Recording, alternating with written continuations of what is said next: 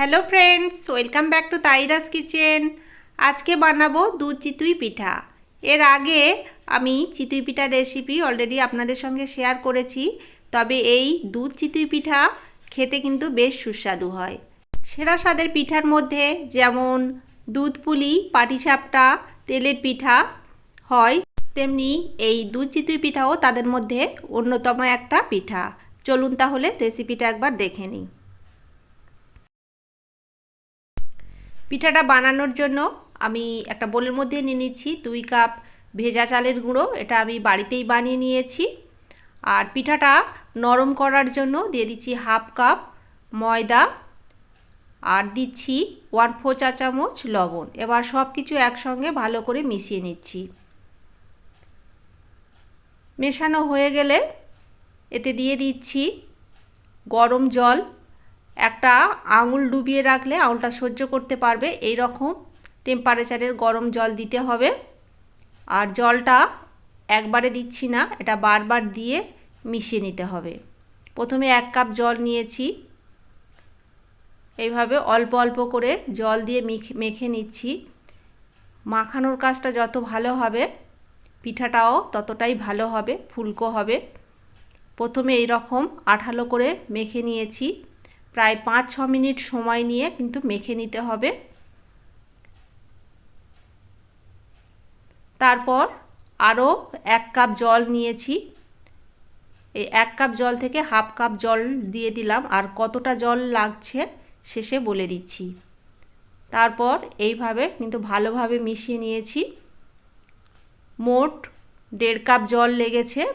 এই যে 1/2 কাপ জল বেঁচে গেছে 2 কাপ জল থেকে।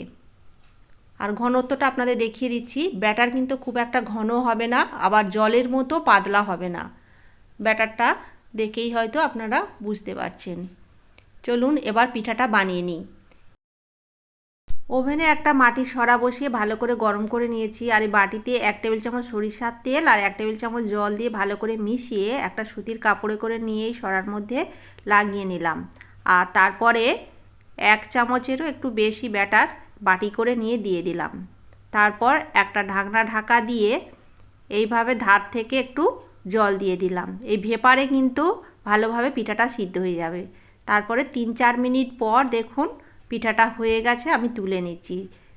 আর একটু তেল লাগিয়ে দেওয়ার কারণে পিঠাটা কিন্তু খুব সহজেই উঠে গেল। আর পিঠাটা দেখুন কতটা ফুলকো এবং জালিদার হয়েছে। সেমভাবে আবারও এই সুতির কাপড়ে করে একটু তেল জল লাগিয়ে নিলাম আর ব্যাটারটা দিয়ে দিলাম।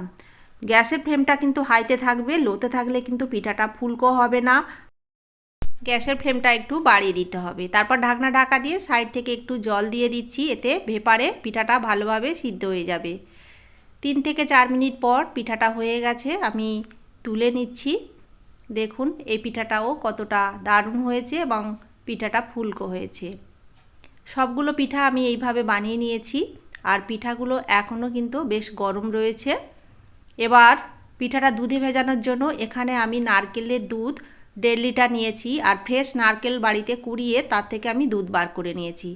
আপনারা চাইলে নারকেল দুধের জায়গায় আপনারা গরুর দুধ দিয়েও করতে পারেন, তবে নারকেল দুধ দিয়ে করলে টেস্টটা কিন্তু অনেক ভালো লাগে।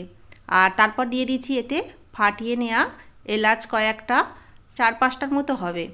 তারপরে একটু ফুটিয়ে নিয়ে গ্যাসের ফ্লেমটা অফ করে দিয়ে দিলাম এতে 150 গ্রামের মতো খেজুরের গুড়।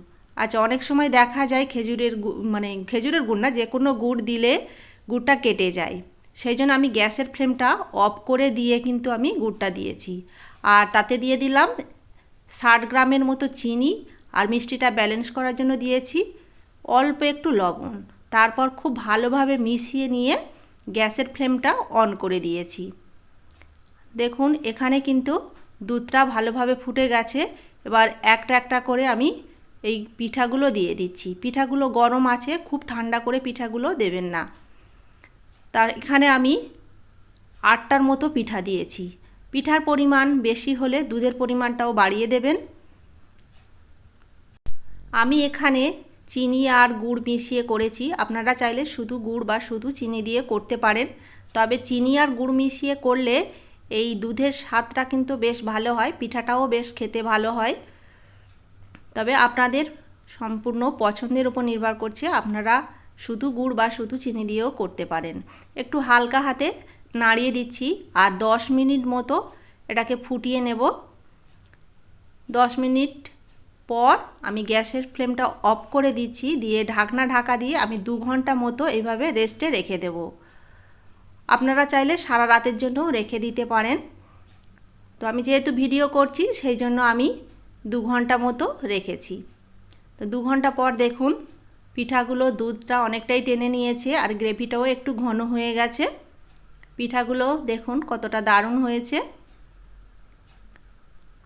সেই জন্যই বলছিলাম দুধের পরিমাণটা পিঠা একটু বেশি দিলে দুধের পরিমাণটাও আপনারা একটু বাড়িয়ে দেবেন, না হলে কিন্তু পিঠাগুলো সব গ্রেভি টেনে নেবে।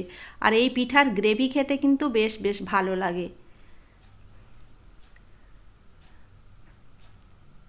পিঠাগুলো এবার আমি একটা প্লেটে সার্ভ করে দিচ্ছি। পিঠাগুলো খেতে কিন্তু দুর্দান্ত হয়েছিল। এটা সকালে খেলে আরও বেশি ভালো লাগে, কারণ রাত্রেবেলা বানিয়ে সকালে খেলে পিঠাগুলো সব দুধ টেনে নেয়, খেতে বেশি সুস্বাদু হয়। এই পিঠাটাও খেতে দারুণ হয়েছিল।